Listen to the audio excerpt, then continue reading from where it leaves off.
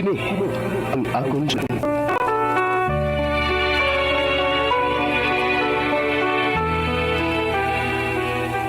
sa atong pagkaymugso ning kalibutan, gikalawaan at ang daan sa atong suliran.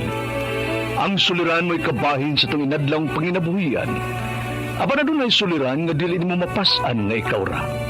Nagkinahanglan kag katabang aron sa pagsulbad ni ini. Nagkinahanglan kag kahayag na may mulamdag sa imong unahuna. Ug tungod ni ini, natawag kini nga atong tulumanon nga naguluhan. Kini ang akong suliran. Kini ang akong suliran. Mga minugbong duwa nga matapos lang sa usa ka hugna. Mga kinutlog gikan sa mga suwat sa mga minahal namong tigpaminaw. Busa kung aduna kamoy suliran nga naggumon karon sa inyong galamhan. Suwata ka na og ipadala ning atong tulumanon. Kini ang akong suliran. Aron kabuhatan ka na og duwa sa kahanginan og pagatambagan sa mga bulawanang hunahuna. Kini ang akong suliran. Kini ang akong suliran. Sinumat ni Teresa Tirul Soria, ubos sa direksyon ni Ingrid Miss Iver Tudaso. Dalit kaninyo sa RMN Drama.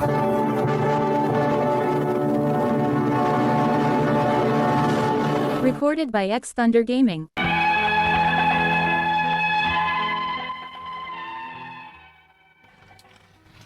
Maayong adlaw kaninyong tanan nga nagpaminaw karon, ning tulmanon kini ang akong suliran. Ilabi na kaninyo Dr. Rene Obra o Attorney Elaine Bathan. Ingon man sa mga artista nga maghatag og kinabuhi ning akong suwat suliran. Ako si Maria, 36 anyos, taga Minglanilla, Cebu. Punto legal kining akong suliran. Kabahin kini sa pag-angkon sa akong igsuon sa yuta nga kabilin sa namatay namong amahan. Aron inyo hisabtan, ingon ni ini ang mga panghita po.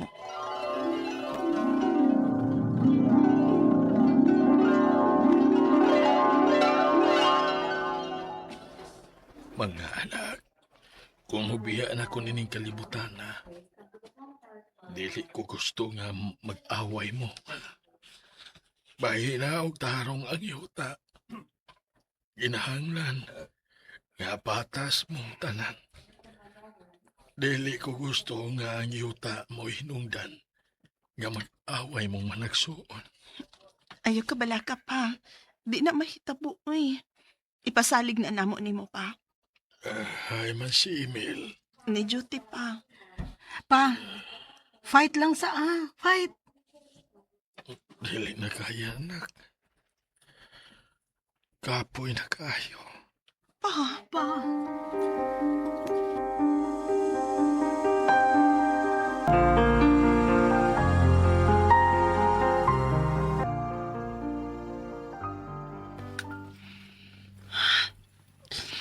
Pahuway sa dayon pa. Mingaon minimo pa. Peace pa.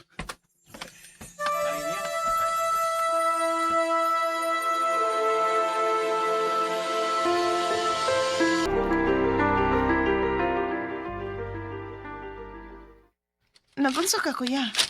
Nangita ko sa mga papilis ni Papa sa yuta. Oh, kuya, uy. Bago pa ganing namatay si Papa. Kana dayo imong atubangon? Usa man di, paspasan ta ni. Ug plano na ko nga ibaligya ta ning yuta. Ha? Desisyon kang ikaw-ikaw ra?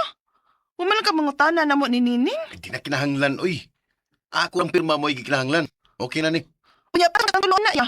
Ay naon sabi ka, ako mo'y anak nga gisaliga ni Papa ani. Ako mo'y nibayad sa ospital. Ako mo'y nibayad sa pagpalubong ni Papa. Oh. Unya makikikwal kag bahin ako. Kuya Emil.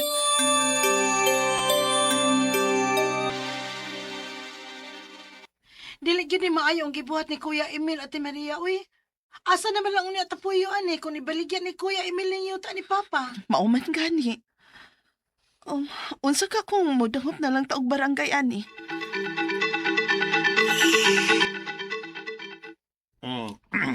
Karon mga tanak ko, kisa man ang nagpirma sa papilis sa titulo. Ako kap, kay ako may kinamagwangan. Ug ako may gisaliga ni Papa sa buhay pa siya. Pero way kasulatan, ikaw mo ay magbuot, Kuya Emil. Ang gusto rin ni Papa nung nga patas ang bahin baya. Mr. Emil, kung way pirma sa tanan nga manununod, illegal lang imong gibuhat. Kinahanglan nga sabutan gyud ninyo. Sige lang, Kap. Ako rin bahala nga mo pasabot sa kong mga igsoon. O siguro una ko nga di na sila mahasol og balik dinis barangay. Kuya Emil,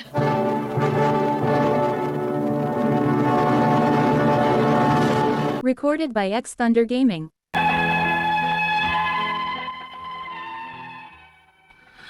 adtong higayon na, grabe gid ka desidido si Kuya Emil. Wa ko magdahong nga mo ni hinungdan nga magkasumpaki ming magsuon. Mura ba siya way pakialam kung unsay mahitabo namo? Basta kay mabaligya lang niya ang yuta sa musugot mig sa dili. Unya, Kamu duha ba? Ayaw ko na mo pagpakawaw og duol dito sa barangay. Di mo maawaw? Nakita mo istoryahan sa mga silingan na to din nga nag-away ta bahis yuta? tungod naman sa nini mo Kuya Good. Una-una ako na bi. Ibaligyan ni mo ning maong yuta, asa naman lang may puyo. Okay ra kung dako ang among madawat, kay dali ming makakita og kabalhinan. Problema na ninyo. Kung gusto may problema akong gininyo, Ana Maria. Nga naman mo'y bahin na yuta.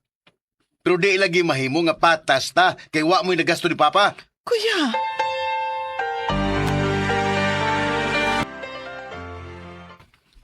hindi ni mahimo.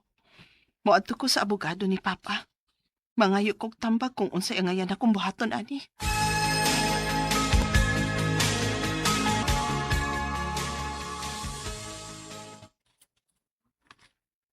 Mahimutan mo file og partition case aron nga kining mapasabot nato sa balaod kung pila gyud mo kabuok ang magbahin sa yuta. O sige, attorney. Buhaton na nato. Daban nimo karon ang papeles? Ulo, ara ba, attorney? Taos akong maguwang. Istoryahi og tarong ang imong maguwang. Sultihi kung unsay plano nimo. Basin pa di og mausab ang iyang hunahuna.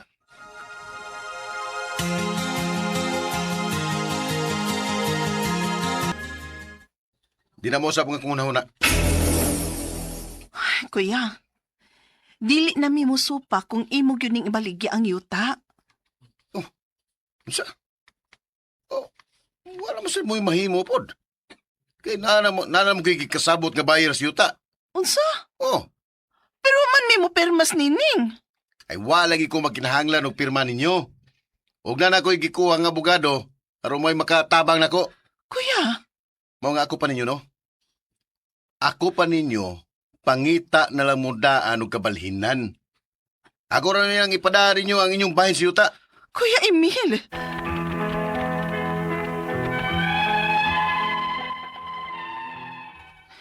Wa ko mahibaw kung nagsulti ba si Kuya Emil sa tinuod o gisulti lang to niya para mamahawa og undangon na namo kung unsay among giplano. Pero i-fight yun na ko ang among katungod sa akong manghod.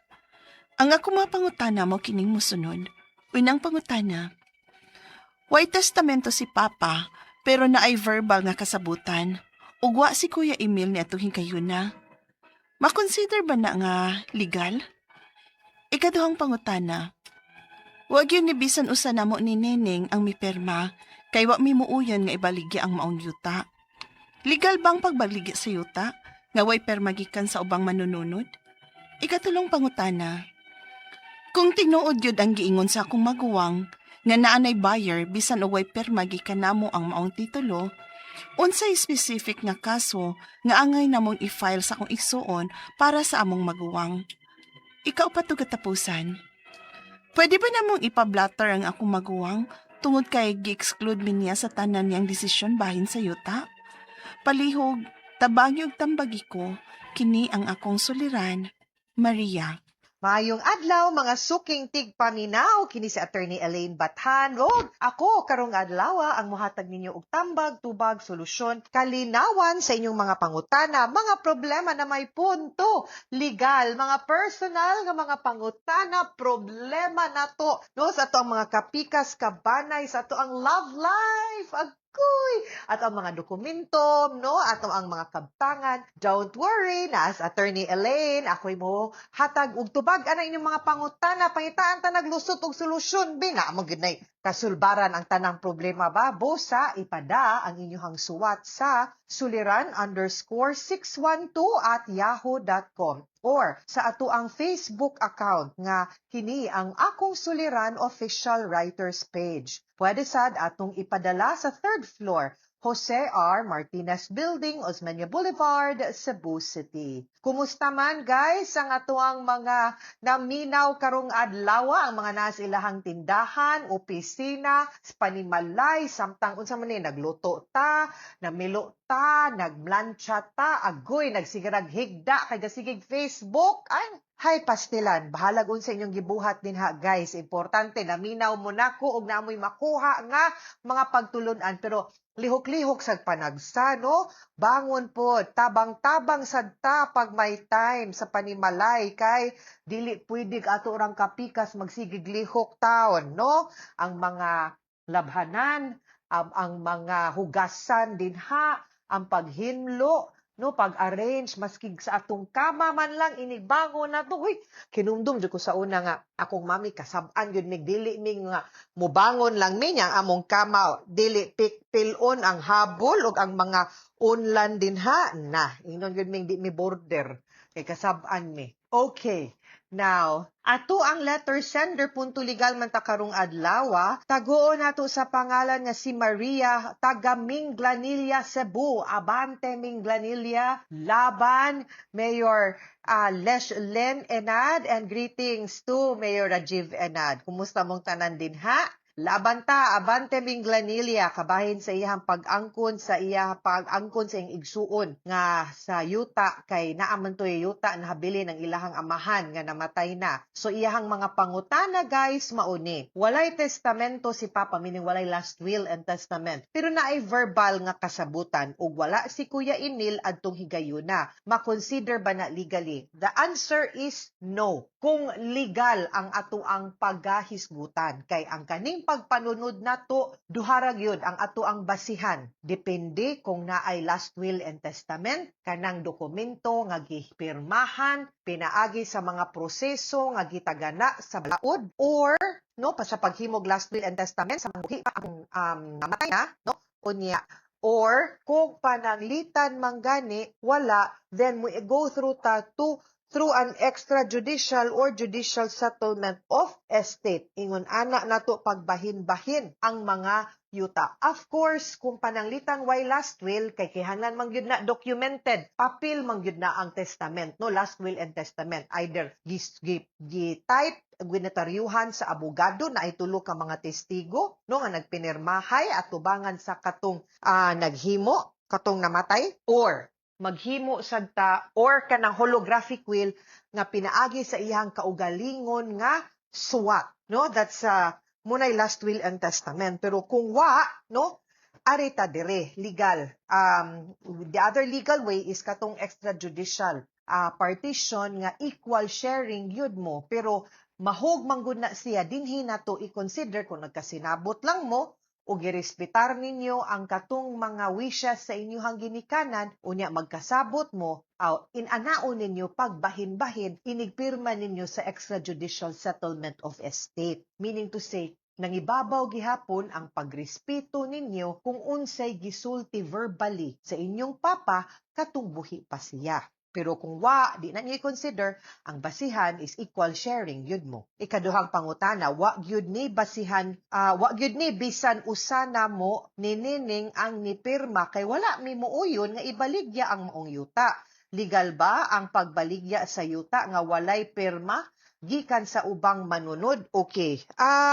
Dili pwede because kung mamatay na ang usa ka tawo, ang mga mahimong naay katungod nga makabaligya og panag-iya ani ang mga eredero man, usa man kaana. And ang makabaligya rasad kamo tanan nga naay katungod nga manunod. Samtang wala pa then di gyud pwedeng mabaligya ang yuta kung dili mo pirma kamo tanan nga mga manunod, no? So dili siya legal, dili sa gyud valid kay kinahanglan man yung magkasinabot mo. Ikatulong pangutana, kung tinuod yun, ang giingon sa akong maguwang nga naay buyer, bisan og wala pay pirma gikan namo ang maong titulo, unsay specific nga kaso nga angay namong i-file sa akong igsuon para sa akong igsuon para against sa iyang maguwang. No, number 1, pwede mangyud no nga pahibaw-on nimong buyer nga inyo na or mo file mo depende sa iyang gibuhat. Kay una sa tanan, di man gyud na mahimong valid ang pagbaligya kung way pirma ninyo. Now, the only way nga magmalampuson ang pagbaligya is the possibility nga iyahang gi-forge ang inyong pirma. Or, so kung iyahan ang gibuhat, then pwede ta mo file og kasong kriminal nga forgery. Pero kung pananglitan, ni pirma lang siya, nga sila lay ni pirma, nagmalampuson sila sa pagpabalhin sa maong yuta, maski wa mo, then pwede ta mo file og kasong civil nga reconveyance of property ug annulment of sale. Meaning, atong ipawalang bisa ang pagbaligya sa yuta, no, ug ang pag-execute atong deed of absolute sale tungod kay dili valid kay kuwang og pirma ninyo. So magdepende kung unsang dokumento ang gipirmahan o gi-execute sa pagbaligya atong yutaa. Kay kung naay pirma ninyo, of course, di man gyud na ninyo pirma, naagay sagol nga forgering na hitabo, no, na kasong kriminal sa yun na siya, ha? Ikaupat, ug katapusang pangutana, pwede ba namong ipablotter ang akong maguwang tungod kay gi-exclude mi niya sa tanan na yang decision bahin sa yuta? The answer is yes. Pwede sad nga ipa-annotate dayon na ninyo ngadto sa Register of Deeds ang inyuhang oposisyon sa pagpapaligyaan ng maong yuta kay para dili mo magproblema later on, no, sa